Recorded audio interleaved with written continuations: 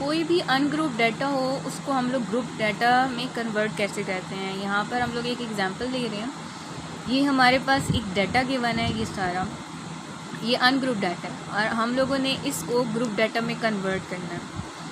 सबसे पहले हम लोग क्या करेंगे, जब भी इस तरह का डाटा गिवन होगा तो हम लोगों ने उसकी क्लासेस बनानी होती हैं। जब क्लासेस बन जाएंगी उसके बाद हम लोग उसकी फ्रीक्वेंसी निकाल सकते हैं। फ्रीक्वेंसी निकाल लेंगे तो फिर हम क्लास मार्क भी निकाल सकते हैं। जब हमें क्लासेस गिवन होंगी, क्लास मार्क्स जब निकाल सकते हैं तो हम लोग को अगर क्लासेस गिवन होंगी तो फिर हम लोग क्या करते हैं, क्लास बाउंड्रीज़ भी निकाल सकते हैं। तो एक टेबुलर फॉर्म में हम लोग उसको रिप्रेजेंट कर सकते हैं। तो अब हम देखते हैं कि हम लोग क्लासेस किस तरह बनाएंगे। जब हमें अनग्रुप डाटा होता है तो वहाँ पर हमें क्लासेस जो है ना वो गिवन नहीं होती, हम लोगों को खुद क्लासेस बनानी पड़ती हैं।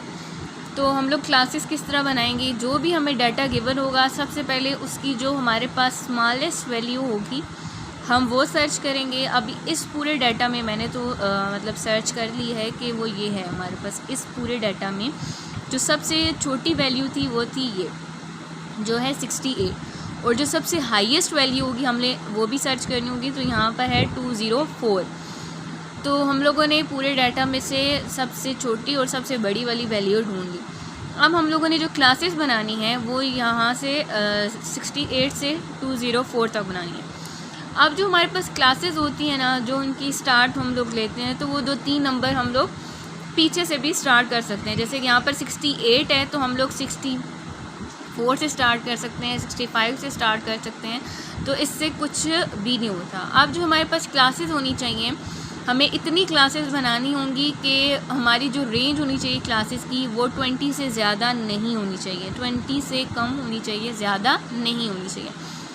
अभी हम लोग ने इस पूरे डाटा की पहले क्लासेस बनानी है। जब क्लासेस बन जाएंगी तो हम लोगों ने फ्रीक्वेंसी निकालनी है। फ्रीक्वेंसी किस तरह निकलती है, फिर क्लास मार्क्स और क्लास बाउंड्रीज। तो एक एक करके देखते हैं। सबसे पहले हम लोगों ने क्लासेस बनानी है। तो मैंने जो क्लासेस बनाई हैं वो मैंने 65 से स्टार्ट किया है, 68 के बजाय 65 से स्टार्ट किया है और 204 तक मैंने क्लासेस बनाई हैं।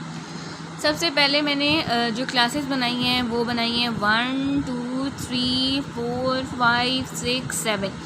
टोटल मैंने 7 क्लासेस बनाई हैं और मैंने 65 से स्टार्ट किया है। पहली क्लास मैंने 84 तक, और 84 और क्लासेस जो होनी चाहिए वो कंसेक्टिव होनी चाहिए। तो 84 पे ये ख़त्म हो रही है, तो नेक्स्ट जो हमारे पास है वो 85 से स्टार्ट हो रही है।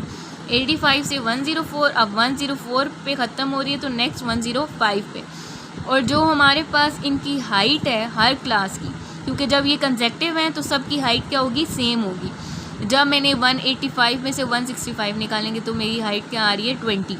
अगर मैं 85 में से 65 निकालूंगी तब भी 20 आ रही है, और 125 में से 105 निकालूंगी तब भी 20 ही आ रही है। क्यों? क्योंकि ये कंसेक्टिव है और क्लासेस हमेशा क्या होनी चाहिए, कंसेक्टिव होनी चाहिए। और इन कंसेक्टिव होंगी तो सबकी हाइट क्या होगी, सेम होगी। अब हम लोगों ने जब हमने क्लासेस निकाल ली एक चीज़, अब जो दूसरी चीज़ है वो है कि हमें पता होना चाहिए कि जो हमारे पास विड्थ है, विड्थ हमारे पास कैसे निकलती है, range divided by number of classes. Number of classes तो मैंने बता दी कि मैंने 7 बनाई है। तो आप पे डिपेंड करता है आप कितनी बनाते हैं, लेकिन 20 से कम होनी चाहिए नंबर ऑफ़ क्लासेस। अब हम लोगों के पास जो रेंज है वो रेंज कैसे निकलेगी, रेंज को हम लोग किस तरह फाइंड करेंगे, range equals to highest value minus smallest value. जो हमारे पास अनग्रुप डाटा था उसमें जो स्मॉलेस्ट वैल्यू थी और हाईएस्ट वैल्यू हमने निकाली हुई है, हाईएस्ट में से स्मॉलेस्ट वैल्यू को निकालेंगे तो हमारे पास जो वैल्यू आई है वो आ गई 136। ठीक है, तो ये हमारे पास क्या है, रेंज की वैल्यू। 136 को हम लोग ने नंबर ऑफ़ क्लासेस से जब डिवाइड किया तो 136 हमारे पास रेंज थी, divided by number of classes 7 थी, तो हमारे पास 19.4 जो अप्रॉक्सीमेटली किसके इक्वल होता है, 20 के। अब हमारे पास हाइट क्या, इस तरह भी फाइंड कर सकते हैं, वैसे जो नॉर्मली हम लोग करते हैं, इसमें से इसको माइनस किया तो, या इसमें से इस क्लास में को माइनस करेंगे तो हमारी हाइट निकल आती है। अब हम आते हैं टैली बार। टैली बार क्या होता है, टैली बार होता है जैसे 65 से 84, तो इस रेंज में जितनी भी वैल्यूज़ आएंगी उनको हम काउंट कर लेंगे, और उनको काउंट करेंगे तो कितनी वैल्यूज़ आ रही हैं उतनी लाइंस हम यहाँ पर लगा लेंगे। अब हम देखते हैं जो हमारे पास 65 और 84 की रेंज में जितनी वैल्यूज़ आ रही होंगी, जैसे अब हमारे पास है 68 आ रही है, उसमें 82 आ रही है, क्योंकि वो 84 तक हम लोगों ने देखनी है। तो उसमें हमारे पास 84 में 84 आ रही है। उसके बाद हमारे पास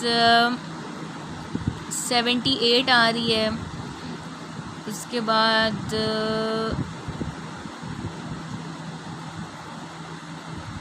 82 आ रही है, 80 आ रही है। तो इस तरह हम लोग सर्च करेंगे कितनी वैल्यूज़ आ रही हैं। तो मैंने ऑलरेडी सर्च किया हुआ है, तो हमारे पास आ रही थी टोटल 8 वैल्यूज़। तो 8 कैसे हम लोग टैली बार में लिखेंगे, 1 2 3 4 वैल्यूज़ के लिए इस तरह की लाइंस लगेंगी, 5 वाली इनको कट करेगी, फिर 6 वाली नेक्स्ट पे आ जाएंगे, 6 7 8।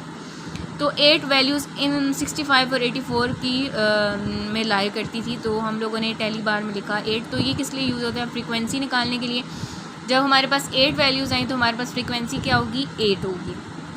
इसी तरह नेक्स्ट में हमारे पास 1 2 3 4 5 6 7 8 9 10। तो टोटल 10 वैल्यूज़ आई थी, तो हमारी फ्रीक्वेंसी क्या होगी, 10।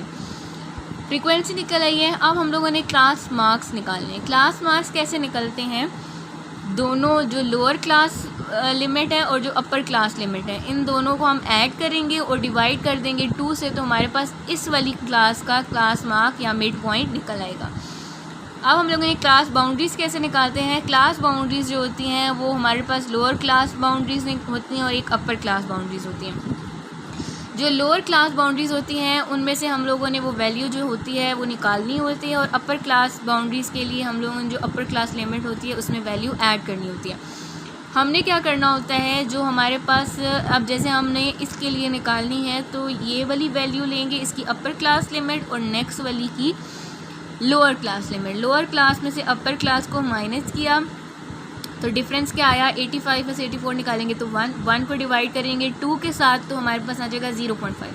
तो 0.5 को इन सारी वैल्यूज़ से निकाल देंगे और इन सारी वैल्यूज़ में ऐड कर देंगे। तो हमारे पास जब इनमें सारी वैल्यू से निकालेंगे, जैसे हम 65 में से 0.5 निकालेंगे तो 64.5 इस वाली क्लास की लोअर क्लास बाउंड्री बन जाएगी, ठीक है। और 84 में 0.5 हम ऐड करेंगे तो इस क्लास के लिए हमारे पास क्या बन जाएगी, अपर क्लास बाउंड्री बन जाएगी। तो वो हमारे पास बन जाती है 84.5। इसी तरह हर क्लास के लिए हम माइनस और ऐड करेंगे तो हमारे पास लोअर और अपर क्लास बाउंड्री बन जाएंगे। अब हमारे पास आते हैं नेक्स्ट जो चीज़ है इसमें कि सम ऑफ फ्रीक्वेंसी कैसे निकलती है। सम ऑफ फ्रीक्वेंसी हमने हर एक के लिए जब फ्रीक्वेंसी निकालनी होंगी तो उन सबको जब हम ऐड करेंगे तो हमारे पास क्या आ जाती है, सम ऑफ फ्रीक्वेंसी। तो अब ये नीचे फार्मूलाज लिखे हुए हैं। क्लास मार्क्स का क्या है कि अपर क्लास लिमिट और लोअर क्लास लिमिट को ऐड करके डिवाइड बाई 2 करेंगे तो हमारे पास क्लास मार्क या मिड पॉइंट निकल आएंगे। क्लास बाउंड्रीज़ कैसे निकलते हैं, सबसे पहले हम लोगों ने डिफरेंस निकालना होता है। तो यहाँ पर जैसे हमारे पास 1 आ रहा था, फिर उसको हम 2 से डिवाइड करेंगे तो जो वैल्यू आएगी वो लोअर क्लास लिमिट में माइनस करेंगे, अपर क्लास लिमिट में ऐड करेंगे तो हमारे पास क्लास बाउंड्रीज़ निकल आएंगी। अब कुछ मेन पॉइंट्स हैं जो हमें पता होने चाहिए। सबसे पहला ये है कि be ensure classes are mutually exclusive, no overlapping. मतलब कि एक क्लास की वैल्यू जब एक वैल्यू जो एक क्लास में आ चुकी है ना, वही वैल्यू अगली क्लास में नहीं होनी चाहिए, ठीक है। अगला है इंक्लूड। अच्छा, अगर कोई भी क्लास है अगर उसकी फ्रीक्वेंसी 0 है तो हम उस क्लास को भी कंसिडर करेंगे जिसकी फ्रीक्वेंसी 0 होगी। उसके बाद जो हमारे पास विड्थ और जो भी हम लोग क्लासेस यूज़ करें उनकी जो विड्थ हो या हाइट हो वो सबकी सेम होनी चाहिए। उसके बाद जितनी भी हम लोग क्लासेस यूज़ करेंगे या करते हैं वो कन्वीनियंट होनी चाहिए। और जो हमारे पास जितनी हम क्लासेस बनाते हैं, जब हम अनग्रुप डाटा को ग्रुप डाटा में कन्वर्ट करते हैं तो जो क्लासेस बनाते हैं उनकी जो लिमिट होनी चाहिए वो 5 और 20 के दरमियान होनी चाहिए, इससे ज़्यादा एक्सीड नहीं करनी चाहिए।